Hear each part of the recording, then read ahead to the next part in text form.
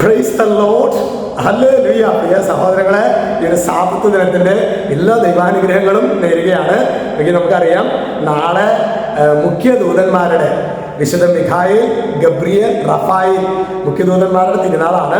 നമ്മുടെ കുടുംബങ്ങളെ, നമ്മുടെ ദേശങ്ങളെ, ഇടവകയൊക്കെ മുഖ്യ ദൂതന്മാരുടെ സംരക്ഷണത്തിന് നമ്മൾ ഏൽപ്പിച്ചു കൊടുക്കുമ്പോൾ, അച്ഛനായിരിക്കുന്ന ഇടവകളിൽ ഞാൻ ഇടയ്ക്ക് കാറിൽ ദിവികാരണിയായിട്ടൊക്കെ ശരിക്കും ഇങ്ങനെ ചുറ്റും ഈ ഇടവക അതിർത്തിയിലൂടെയൊക്കെ പോകുമ്പോൾ ഒരു ഭയങ്കരമായ നമുക്ക് ചില ഭിന്നത, വിഭാഗീയതൊക്കെ വരുമ്പോൾ ശരിക്കും പരിശുദ്ധ കുർബാനയായിട്ട് പോകുമ്പോൾ ഈ മുഖ്യദൂതന്മാരുടെ പ്രാർത്ഥന ചൊല്ലിയിട്ട് ഈശോയെ പിടിച്ച് പോകുമ്പോൾ ഒരു ഭയങ്കരമായ ഒരു സാന്നിധ്യം അനുഭവിക്കാറുണ്ട്. നിങ്ങൾ പുരോഹിതരല്ലാത്തത് കൊണ്ട് ഒരു പക്ഷേ ദിവികാരനും പിടിച്ചു പോകാൻ പറ്റിയില്ലെങ്കിലും ശരിക്കും ഈശോയെ മാലാഖമാരുടെയൊക്കെ കൂട്ടായ്മയിൽ ഈശോയെ ആരാധിക്കുമ്പോൾ അതൊരു ഇരട്ടി അഭിഷേകം. നമ്മുടെ ആരാധനകൾക്ക് അറിയാം, നമുക്ക് ആരാധനയ്ക്ക് പ്രാർത്ഥനയ്ക്കൊക്കെ കുറേ മാനുഷികമായ കുറവുകളുണ്ടാകും. പക്ഷെ മാലാഖമാരുടെ ആരാധനയ്ക്ക് കുറേ കൂടി ഒരു ദൈവത്തെ നേരിൽ കണ്ടവരായതുകൊണ്ട് തന്നെ, അതുകൊണ്ട് തന്നെ മുഖ്യദൂതന്മാരുടെ നാളത്തെ തിരുനാള് നാളെ മുന്നേറ്റ് കുമ്പസാരിച്ച് ഈ ബലിയർപ്പിച്ച് ഈശോയെ സ്വീകരിക്കുമല്ലോ അല്ലേ.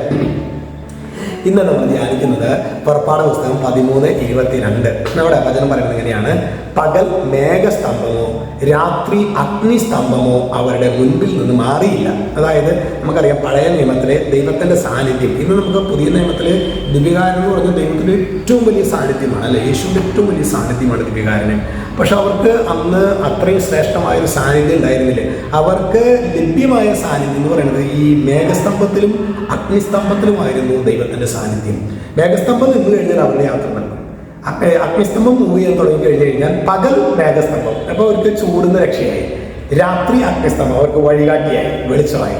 അപ്പോൾ പ്രിയ സഹോദരങ്ങളെ, ദൈവം ഇന്നും ദൈവത്തിൽ ആശ്രയിക്കുന്നവർക്ക് മേഘസ്തംഭമാണ്, അഗ്നിസ്തംഭമാണ്. അതുകൊണ്ട് നമ്മൾ ഏത് പ്രതികൂലത്തിലാണെങ്കിലും കർത്താവിനെ മുറുകെ പിടിക്കാനായിട്ട് നമ്മൾ മറക്കരുത്.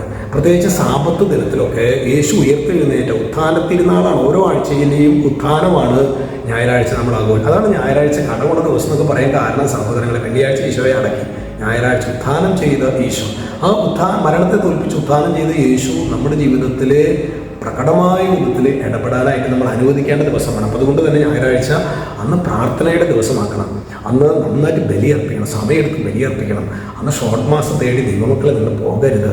അതുപോലെ തന്നെ അന്ന് കുറേ ടൂറ്, പിന്നെ എന്തിട്ടാ അങ്ങനെ ലോകപ്രകാരം നമ്മൾ ജീവിക്കാൻ പാടില്ല.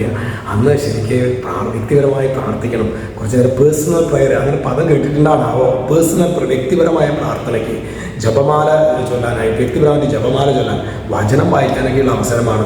നമ്മൾ പലപ്പോഴും സഭാമാതാവ് നൽകുന്ന ഈ പ്രബോധനങ്ങളൊക്കെ വേണ്ട വിധത്തിൽ ഗ്രഹിക്കാതെ നമ്മൾ പോകുമ്പോഴാണ് നമ്മുടെ ജീവിതം വണ്ടി ഇടിച്ച് നിൽക്കുന്നത്.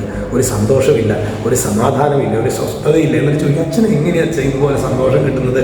ദൈവിക പ്രമാണങ്ങളൊക്കെ ഒന്ന് പാലിക്കാൻ പരിശ്രമിക്കുക. ഞാൻ പൂർണ്ണമായിട്ടും ഞാൻ വിജയിച്ചിട്ടില്ല സഹോദരങ്ങളെ, പക്ഷെ ഞാനത് പാലിക്കാനായിട്ട് നിരന്തരം പരിശ്രമിക്കും. ആ പരിശ്രമിക്കുമ്പോൾ തന്നെ സ്വർഗീയമായ ആനന്ദം, യേശു തരും ആനന്ദം എനിക്ക് എൻ്റെ വ്യക്തി ജീവിതത്തിൽ അനുഭവിക്കാൻ പറ്റുന്നുണ്ട്. ഹല്ലേലൂയ. അതുകൊണ്ട് അത്തരത്തിൽ ഈ ഞായറാഴ്ച വിശുദ്ധമായിട്ട് ആചരിക്കാൻ, അങ്ങനെ ആചരിക്കുകയാണെങ്കിൽ ഈ പകൽ മേഘസ്തംഭമായി രാത്രി അഗ്നിസ്തംഭമായി കടന്നു പോകുന്ന ദൈവ സാന്നിധ്യം നമുക്ക് അനുഭവവേദ്യമാകും. യേശു നമ്മെല്ലാവരെയും സമൃദ്ധമായിട്ട് അനുഗ്രഹിക്കട്ടെ. യേശുദാവായ യേശു ക്രിസ്തുവിന്റെ നാമത്തിൽ ആശീർവദിക്കുന്നു, ഇപ്പോഴും എപ്പോഴും എന്നേക്കും. ആമേൻ.